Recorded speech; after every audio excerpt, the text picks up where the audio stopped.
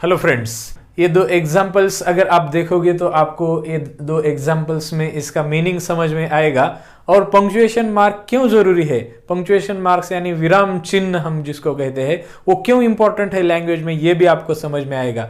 तो देखो ये सेंटेंसेस का मीनिंग। ये पहला जो सेंटेंस है, लेट अस ईट ग्रैंडमा, क्या मीनिंग हुआ? चलो ग्रैंडमा को खाते हैं।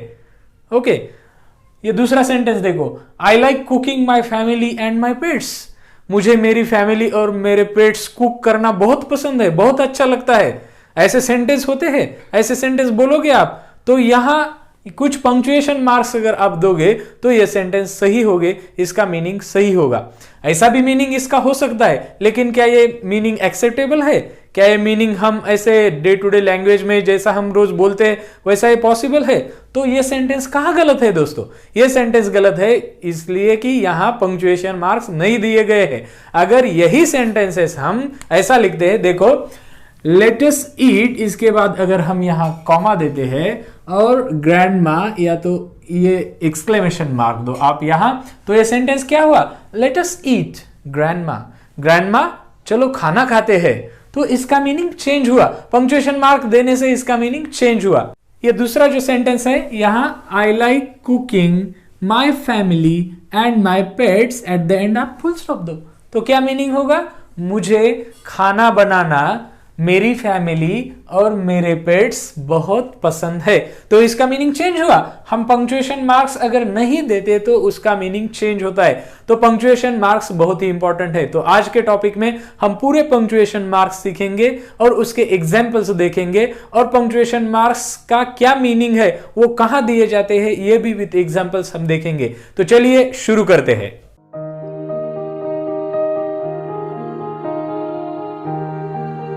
ये जो पंक्चुएशन मार्क्स है ये राइटिंग में बहुत ही इंपॉर्टेंट है और बहुत बार बोलते समय भी ये बहुत ही इंपॉर्टेंट है। ये मीनिंग डिटरमाइन करते हैं। तो कौन से है पंक्चुएशन मार्क्स? वैसे तो देखा जाए तो बहुत सारे पंक्चुएशन मार्क्स है, लेकिन जो इंपॉर्टेंट है, जो बहुत बार लिखते समय या बोलते समय भी हमें इंपॉर्टेंट रहते हैं, वो ये है। ये सभी 8 पंक्चुएशन मार्क्स है जो हम इस लेसन में पढ़ेंगे, जैसे कि फुल स्टॉप या उसको हम पीरियड भी कहते हैं, then comma, then semicolon, then colon, then question mark, then exclamation mark, then inverted commas और इसको हम कह सकते हैं quotation marks and apostrophe। तो अब हम एक एक पंक्चुएशन मार्क्स देखते हैं, उसका सिंबल देखते हैं, उसका मीनिंग देखते हैं, वो कहाँ प्लेस करते हैं ये देखते हैं और कुछ एग्जाम्पल्स के साथ वो समझते हैं। पहला जो पंक्चुएशन मार्क है वो है फुल स्टॉप या उसको हम पीरियड भी कहते हैं। उसका जो सिंबल है ये ऐसा डॉट है जो कि eight the end of sentence जहां भी ये आता है वहां हम देते हैं, इसको फुल स्टॉप या पीरियड कहते हैं। अभी ये कहाँ यूज होता है, इसके कुछ रूल्स है, वो रूल्स हम देखते हैं। पहला जो है, ये at the end of an assertive और इंपेरेटिव सेंटेंस या फिर उसको स्टेटमेंट्स, जो कि सेंटेंसेस के 2 टाइप्स होते हैं, असर्टिव सेंटेंस या उसको डिक्लेरेटिव सेंटेंस या स्टेटमेंट्स भी कहते हैं, या इंपेरेटिव सेंटेंस। ये जो 2 टाइप्स है, ऐसे सेंटेंस के एंड में ये फुल स्टॉप दिया जाता है, जैसे कि I went to the zoo, full stop है यहाँ। Open your books, full stop है। ये जो सेंटेंस है ये इंपेरेटिव सेंटेंस है और ये जो सेंटेंस है ये खाली स्टेटमेंट है। सेकंड जो रूल है ये कहाँ यूज किया जाता है? Eight the end of indirect questions. तो जो क्वेश्चंस होते हैं इनडायरेक्ट क्वेश्चंस, तो उसका स्ट्रक्चर क्वेश्चन के जैसा नहीं होता, लेकिन कुछ तो पूछना होता है। ऐसे जो क्वेश्चंस होते हैं उसके एंड में भी फुल स्टॉप दिया जाता है, जैसे कि he wanted to know if I had bought the pizza.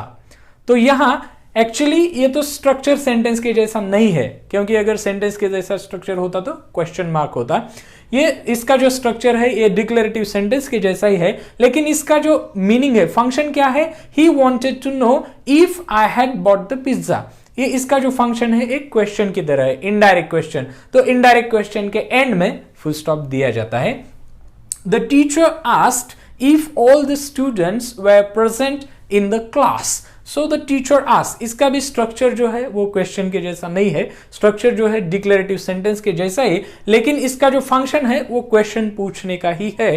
तो इसको हम कहेंगे ये इनडायरेक्ट क्वेश्चन है और एट द एंड यहां फुल स्टॉप दिया है। अभी और एक रूल है, जैसे कि ये फुल स्टॉप जो होता है वो इनिशियल्स मार्क करने के लिए, इनिशियल्स डिनोट करने के लिए या फिर एब्रीवेशंस के लिए यूज किया जाता है। कैसे? अभी ये देखो, mister Ashok is a leading criminal lawyer, तो यहां देखो मिस्टर, ये जो है ये अब्रीविएशन है, मिस्टर जो वर्ड है उसका अब्रीविएशन है, तो यहां फुल स्टॉप दिया है। और एक है कि ये इनिशियल जो रहता है, किसी भी व्यक्ति का जो नाम रहता है उसका जो इनिशियल रहता है, वो इनिशियल जब हम लिखते हैं तो ये फुल स्टॉप यूज किया जाता है। जैसे कि W.B. Yeats was a British poet, तो W.B. ये इनिशियल है, इसका जो फुल नाम है विलियम बटलर, तो इसका इनिशियल, तो यहां फुल स्टॉप यूज किया गया है। जो दूसरा पंक्चुएशन मार्क है वो है कॉमा। इसका जो सिंबल है वो सिंबल ऐसा है। अभी हम कॉमा का यूसेज देखते हैं, तो कॉमा के बहुत सारे यूसेज है, वो कहां कहां यूज किया जाता है। तो पहला जो यूसेज है, कॉमा यूज किया जाता है सेपरेट करने के लिए। क्या सेपरेट करने के लिए? Various elements of the same grammatical class. अगर सेम ग्रामेटिकल क्लास के वेरियस एलिमेंट्स, बहुत सारे एलिमेंट्स एक ही सेंटेंस में आए, मानो जैसे नाउन्स है बहुत सारे सेंटेंस में, एडजेक्टिव्स है बहुत सारे, या फिर एडवर्ब्स है, तो उसको सेपरेट करने के लिए, तो यहां देखो, we bought a packet of biscuits, a box of chocolates and some fruits in the shop. तो a packet of biscuits, a box of chocolates, some fruits, ये तीनों नाउन फ्रेजेस है। इसको सेपरेट करने के लिए यहां कॉमा दिया है। इसके बाद एंड है, इसलिए कॉमा की जरूरत नहीं है। सेकंड सेंटेंस देखो, Arjun was tall, dark and handsome. अभी यहां तीन जो है एडजेक्टिव है, टॉल, डार्क एंड हैंडसम। अभी इसको सेपरेट करने के लिए यहां कॉमा दिया है टॉल के बाद, इसके बाद एंड है इसलिए जरूरत नहीं, हैंडसम एट द एंड आता है, यहां फुल स्टॉप है। दूसरा जो यूसेज है कॉमा का वो है टू कनेक्ट टू और मोर इंडिपेंडेंट क्लॉजेस। जैसे कि मानो सेंटेंस में दो या दो से ज्यादा इंडिपेंडेंट क्लॉजेस है या मेन क्लॉजेस है, तो उसको कनेक्ट करने के लिए कॉमा यूज किया जाता है। सेंटेंस देखो, he hit the ball and ran towards the opposite crease. यहां दो इंडिपेंडेंट या मेन क्लॉजेस है, जैसे कि ही हिट द बॉल एक है और दूसरा ही रैन टुवर्ड्स द ऑपोजिट क्रीज है, और इसको कनेक्ट करने के लिए यहां कॉमा दिया गया है बिफोर। और एक बात है कि ये कंपाउंड सेंटेंस है, कंपाउंड सेंटेंस में जो कंजंक्शन रहता है उससे पहले यहां कॉमा दिया जाता है टू कनेक्ट द टू और मोर इंडिपेंडेंट क्लॉजेस। तीसरा जो यूसेज है, to set off introductory elements in a sentence.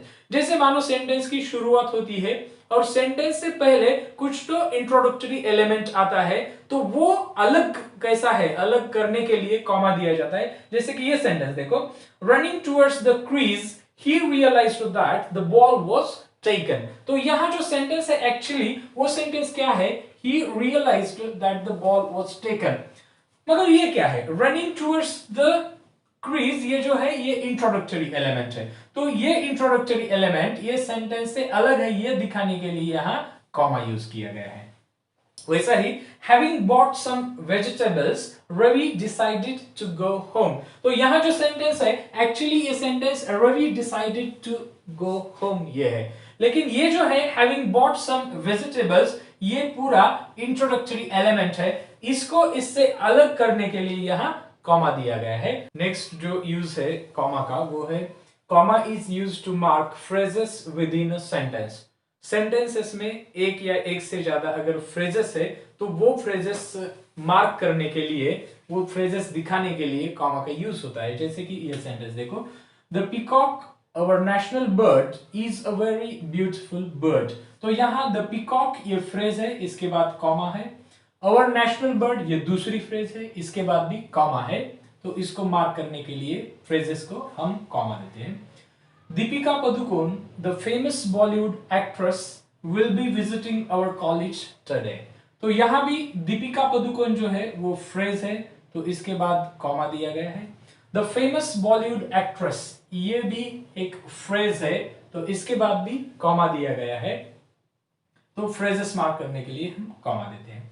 Next जो यूज है, we use comma to avoid repetition of verbs in a sentence. मान लो सेंटेंस में बहुत सारे वर्ब्स है, तो उसका रिपीटिशन अवॉइड करने के लिए हम कॉमा यूज करते हैं। जैसे कि Gita is a dancer and Rani an artist. अभी इस सेंटेंस में Gita is a dancer and Rani is an artist, it जो वर्ब है वो वर्ब सेम है, यहां भी वही वर्ब है, तो इसका अननेसेसरी रिपीटिशन अवॉइड करने के लिए हमने क्या किया, कॉमा यूज किया। इसका मीनिंग कैसा हुआ, Gita is a dancer and Rani an artist, Rani is an artist, ऐसा ही कॉमा से हम अवॉइड करते हैं repetition. In the same way Ravi was tired and Raja sleepy, it means Raja was sleepy, तो हमने क्या किया, ये वॉज जो वर्ब है वो अवॉइड किया और इसलिए हमने यहां कॉमा दिया। Next use of comma, comma हम यूज करते हैं to indicate any reference to a person being addressed, हम जिसको एड्रेस कर रहे हो तो वहां हम कॉमा यूज करते हैं। जैसे कि ये सेंटेंस देखो, the cake was in the oven my dear, तो हम किसको बता रहे हैं, किसको एड्रेस करके बोल रहे हैं, माई डियर, तो यहाँ जो स्पीकर है माई डियर उसको एड्रेस करके बोल रहा है, तो उससे पहले यहाँ कॉमा यूज किया गया है। I promise you dear father that I study well, तो यहां किसको एड्रेस किया जा रहा है, कौन बोल रहा है, यहां जो बेटा है वो बोल रहा है अपने पिताजी को, पिताजी को एड्रेस कर रहा है डियर फादर, तो यहां ये कॉमा दिया गया है उससे पहले और उसके बाद भी वो सेंटेंस में कॉमा है। I promise you dear father that I study well. Next जो यूज है, हम कॉमा यूज करते हैं before and after a non defining adjective phrase. अभी नॉन डिफाइनिंग एडजेक्टिव फ्रेज क्या होती है, तो जो सेंटेंस में सब्जेक्ट होता है, सब्जेक्ट के बारे में ज्यादा इंफॉर्मेशन जो फ्रेज हमें देती है उसको हम नॉन डिफाइनिंग एडजेक्टिव फ्रेज कहते हैं।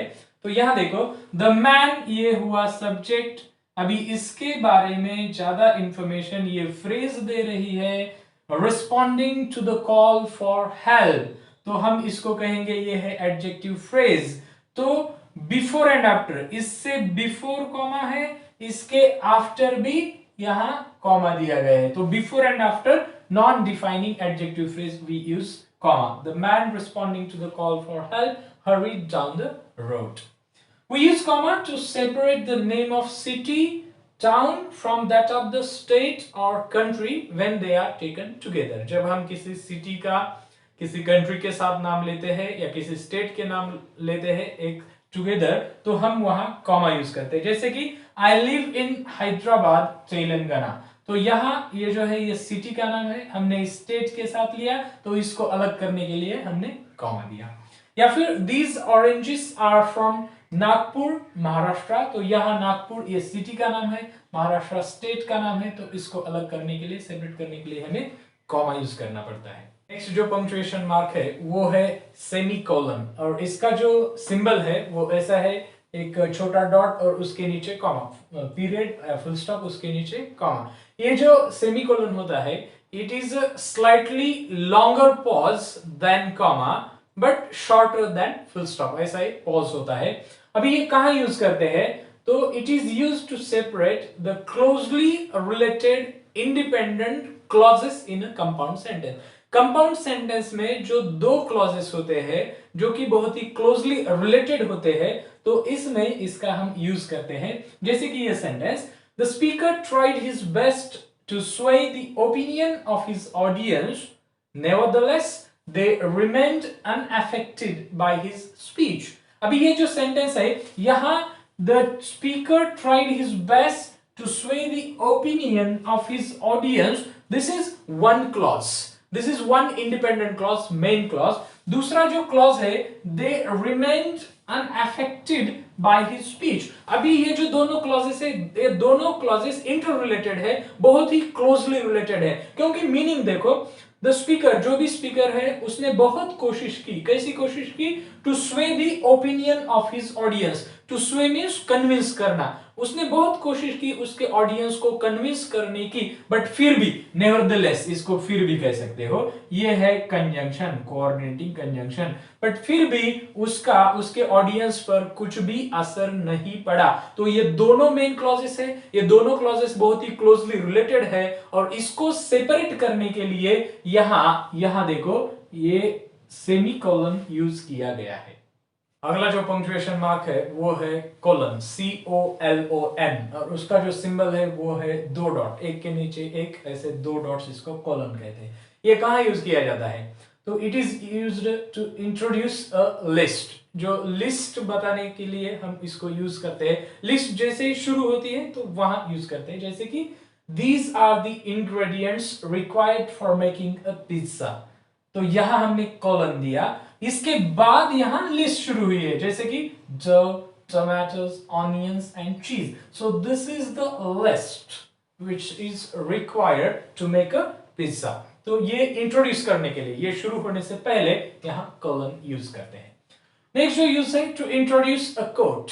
अगर हमें कोट यूज करना है, कोट यानी कोटेशन, किसी का कहा हुआ सेंटेंस एज इट इज हमें अगर यूज करना है तो वो सेंटेंस कोटेशन शुरू होने से पहले हम कॉलन यूज करते हैं, जैसे कि राघव सेज, यहां देखो ये कॉलन है, Raghav says I love apples. तो ये जो कोट है, ये कोट इन्वर्टेड कॉमास में लिखा जाता है, यहां आप देख सकते हो डबल इन्वर्टेड कॉमर्स में ये कोट लिखा है। तो ये कोट शुरू होने से पहले यहां कॉलन यूज किया गया है।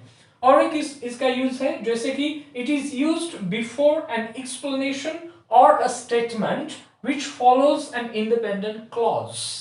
तो ये जो एक्सप्लेनेशन या फिर कुछ स्टेटमेंट रहता है जो कि इंडिपेंडेंट क्लॉज के बाद आता है, जैसे कि ये सेंटेंस देखो, there was only one thing the prisoner could do. Now this is clause, this is independent clause. उसके बाद जो आया है कन्फेस टू द क्राइम, ये एक्सप्लेनेशन या फिर इसको स्टेटमेंट कह सकते हो, इससे पहले यहां ये कॉलन यूज किया गया है। बिफोर एन एक्सप्लेनेशन, ये एक्सप्लेनेशन है, इससे पहले, और ये जो which follows an independent clause, तो ये इंडिपेंडेंट क्लॉज है, there was only one thing the prisoner could do, तो यहां कॉलन यूज किया गया है। नेक्स्ट जो पंक्चुएशन मार्क है वो है क्वेश्चन मार्क। इसका जो सिंबल है, ये सिंबल ऐसा है। तो जब भी हम क्वेश्चन पूछते हैं, किसी को सवाल पूछते हैं जिसका हमें जवाब चाहिए होता है, तो हम ये क्वेश्चन मार्क उस सेंटेंस के एट द एंड यूज करते हैं। तो कौन कौन से ऐसे सिचुएशंस है जहां एक क्वेश्चन मार्क यूज किया जाता है? तो पहले थे eight the end of a direct question. Direct question जो होता है, सरल सरल जो क्वेश्चन होता है, उसके अंत में एट द एंड हम ये क्वेश्चन मार्क यूज करते हैं, जैसे कि my mother asked me where were you in the evening. अभी ये डायरेक्ट क्वेश्चन है, तो हम इसके आगे क्वेश्चन मार्क यूज करेंगे। बहुत सारे ऐसे क्वेश्चन, जैसे कि हम कहते हैं what is your name, where do you live, how do you do, how are you, what do you do. So ये जो सारे क्वेश्चन, और यस नो क्वेश्चन भी, जैसे कि are you ready, okay, does he work? So at the end of all these questions we put this question mark, very important punctuation mark. Question mark is also used at the end of a question tag. Question tag एक question ही है, तो उसके end में भी question mark का हम use करते हैं, जैसे कि they finalized the test on time, didn't they? तो यहाँ क्वेश्चन मार्क है। तो ये जो है they finalized the test on time, ये सिंपल सा स्टेटमेंट है, मगर हम इसके आगे कॉमा देकर जो यूज करते हैं डिडंट दे, हम इसको कहेंगे ये क्वेश्चन टैग है। तो ये क्वेश्चन टैग इंडिकेट करने के लिए यहाँ हम क्वेश्चन मार्क से वो इंडिकेट करते हैं। और एक यूज है eight the end of a question placed with in a statement. कोई स्टेटमेंट है, उसमें कुछ क्वेश्चन प्लेस किया है, तो वो क्वेश्चन के आगे भी हम क्वेश्चन मार्क यूज करते हैं, जैसे कि we can get to the mall quicker. अभी ये स्टेटमेंट है, सिंपल सा स्टेटमेंट है, उसके आगे कांट वी ऐसा टैग यूज किया गया है, लेकिन ये सेंटेंस कंटिन्यू किया गया है, और यहां देखो ये question place, if we take a cab, can't we if we take a cab. तो ये पूरा अगर आप पढ़ोगे, we can get to the mall quicker, can't we if we take a cab, तो ये हो जाता है क्वेश्चन विद राइजिंग टोन, तो यहां हम क्वेश्चन मार्क यूज करते हैं। तो ये तीनों सिचुएशंस है जहां हम क्वेश्चन मार्क यूज करते हैं। पंक्चुएशन मार्क है वो है एक्सक्लेमेशन मार्क। तो एक्सक्लेमेशन मार्क का जो सिंबल है वो ऐसा है, तो ये सिंबल हम एक्सक्लेमेशन मार्क के लिए यूज करते हैं। इसके जो यूसेज है वो यूसेज हम देखते हैं। पहला तो it is used eight the end of a strong command. बहुत ही स्ट्रॉन्ग ऐसी जो कमांड होती है, तो वो एक्सप्रेस करने के लिए हम एक्सक्लेमेशन मार्क यूज करते हैं, जैसे कि stop he shouted, don't move forward. तो ये बहुत ही स्ट्रॉन्ग कमांड हुई, तो स्टॉप के आगे यहाँ exclamation mark, don't move forward अगर कुछ पुलिस ऑफिसर ऐसा किसी क्रिमिनल को कहे तो ये राइजिंग टोन में ऐसा कहेगा। तो वो जो अगर सेंटेंस हम लिखेंगे तो यहां स्टॉप के आगे और यहां फॉरवर्ड के आगे एक्सक्लेमेशन मार्क देंगे। और एक यूज है जैसे कि to express joy and surprise, ये जो कुछ फीलिंग्स है जैसे कि जॉय और सरप्राइज की फीलिंग है तो वो एक्सप्रेस करने के लिए भी हम एक्सक्लेमेशन मार्क का यूज करते हैं। जैसे कि ये सेंटेंस में व्हाट्स अ ब्यूटीफुल इवनिंग, तो इसके आगे भी यहां एक्सक्लेमेशन मार्क यूज किया है। नेक्स्ट जो पंक्चुएशन मार्क है वो है इन्वर्टेड कॉमास, और उसका जो सिंबल है वो सिंबल ऐसा है। उसके एक्चुअली दो टाइप्स है, वो एक है सिंगल इन्वर्टेड कॉमास और दूसरा है डबल इन्वर्टेड कॉमास। उसका यूज सेम है लेकिन ये डिपेंड करता है कि आप कौन सा यूज करते हो, बट आपको स्टक रहना होता है। अगर आपने सेंटेंस सिंगल इन्वर्टेड कॉमास से शुरू किया तो आपको एंड भी सिंगल इन्वर्टेड कॉमास से ही करना है। अगर आपने सेंटेंस डबल इन्वर्टेड कॉमास से शुरू किया तो आपको एंड भी डबल इन्वर्टेड कॉमास से ही करना है। ऐसा नहीं करने कि सेंटेंस सिंगल इन्वर्टेड कॉमास से शुरू करे और डबल इन्वर्टेड से खत्म करे, तो ये गलत है। लेकिन ऐसा कुछ खास डिफरेंस नहीं है कि आप कौन सा यूज करें, आप कौन सा भी यूज कर सकते हो, डबल इन्वर्टेड भी यूज कर सकते हो, सिंगल इन्वर्टेड भी यूज कर सकते हो। तो उसका यूज क्या है, कहां यूज होता है ये inverted commas? It is use to set off what someone has spoken, actually spoken और थॉट ऑफ। अगर किसी ने कुछ सेंटेंस बोला है तो वो सेंटेंस जैसे कि वैसा लिखने के लिए हम इन्वर्टेड कॉमास का यूज करते हैं, प्रयोग करते हैं। जैसे कि my mother always told me, अभी मैं कह रहा हूं ये कि my mother always told me, लेकिन ये जो सेंटेंस है ये किसका सेंटेंस है? मेरी मदर का सेंटेंस है। ये मेरा खुद का सेंटेंस नहीं है, ये मेरी मदर ने मुझे कहा है, तो मैं उसका सेंटेंस एज इट इज यहां लिख रहा हूं, तो मैं क्या यूज करूंगा? यहां इन्वर्टेड कॉमास यूज करूंगा। तो ये सेंटेंस जो है be careful what you pray for, ये मेरी मदर ने मुझे कहा, तो उसका सेंटेंस एज इट इज अगर मुझे लिखना है तो मैं क्या करूंगा? इन्वर्टेड कॉमास का यूज करूंगा। तो मैं यहां सिंगल इन्वर्टेड कॉमास भी यूज कर सकता हूं, बट जैसे मैंने कहा कि अगर सिंगल से शुरू किया तो सिंगल से खत्म करो, डबल से शुरू किया तो डबल से खत्म करो। दूसरा एक यूज है to mark of a word और phrase that is being discussed. अगर किसी की कोई फ्रेज है, किसी का कोई यूज किया हुआ वर्ड है, किसी का उसका इन्वेंशन है, डिस्कवरी, हमारा वो वर्ड नहीं है, तो वो वर्ड अगर हम डिस्कस कर रहे हैं, कहीं उसके बारे में हम डिस्कस कर रहे हैं, तो हम क्या करेंगे? वो जो वर्ड है वो सिंगल इन्वर्टेड में, खास करके यहां लेकिन सिंगल इन्वर्टेड ही यूज करना होता है, स्पेशली डबल इन्वर्टेड ज्यादा यूज नहीं करते। तो ये देखो, Einstein describe this phenomenon as relativity. अभी रिलेटिविटी ये जो वर्ड है, ये जो फिनोमेनन है, ये किसने कॉइन की ये टर्म, इसकी इजाद किसने की? तो आइंस्टाइन ने। तो आइंस्टाइन ने ये वर्ड सबसे पहले यूज किया, तो उसका वर्ड अगर हम कहीं डिस्कस कर रहे, यूज में ला रहे, तो हम वो जो वर्ड है वो सिंगल इन्वर्टेड में ही लिखेंगे, डबल इन्वर्टेड ज्यादा यहां यूज नहीं होता। The last punctuation mark that we are studying is apostrophe. Okay, so remember the spelling A-P-O-S-T-R-O-P-H-E, apostrophe. And इसका जो सिंबल होता है वो सिंबल ऐसा होता है, वो लेटर के सामने ऊपर से ये ऐसा मार्क दिया जाता है, उसको हम apostrophe मार्क कहते हैं। अभी ये कहाँ यूज किया जाता है? It is use to indicate position. अगर किसी का कुछ ओनरशिप हमें दिखाना है, पोजीशन दिखाना है, कोई चीज कोई बिलोंग करता है ये दिखाना है, तो हम अपॉस्ट्रोफी मार्क से दिखाएंगे। जैसे कि द डॉग्स पॉ वाज हर्ट बैडली। अभी यहां ये जो पॉ, किसका पॉ? डॉग का पॉ, तो हमने क्या किया? यहां अपॉस्ट्रोफी मार्क यूज किया। डॉग्स, ये जी के आगे ये अपॉस्ट्रोफी मार्क और उसके आगे एस, अपॉस्ट्रोफी एस भी कहते हैं इसको।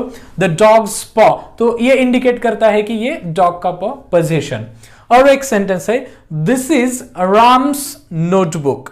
तो किसकी नोटबुक? राम्स नोटबुक। तो ये नोटबुक जो है वो बिलोंग करती है राम को, तो ये अपॉस्ट्रोफी एस से इंडिकेट किया। और एक यूज है अपॉस्ट्रोफी का टू इंडिकेट कंट्रैक्शंस। कंट्रैक्शंस यानी उसके जो कंट्रैक्टेड फॉर्म होते हैं, बहुत सारे जो प्रोनाउंस होते हैं, वो प्रोनाउंस के कंट्रैक्टेड फॉर्म जो होते हैं वर्ब के साथ, तो वहां ये अपॉस्ट्रोफी मार्क यूज किया जाता है। जैसे कि I am going to the market. अभी एक्चुअली यहां देखो आप, ये अपॉस्ट्रोफी है, अपॉस्ट्रोफी ये जो है एक्चुअली ए है आई एम, बट जब हम बोलते हैं in our day to day communication हम आई एम ऐसे नहीं बोलते, एम इसका प्रोनाउंसिएशन भी अलग होता है, इसको हम कहेंगे कंट्रैक्टेड फॉर्म।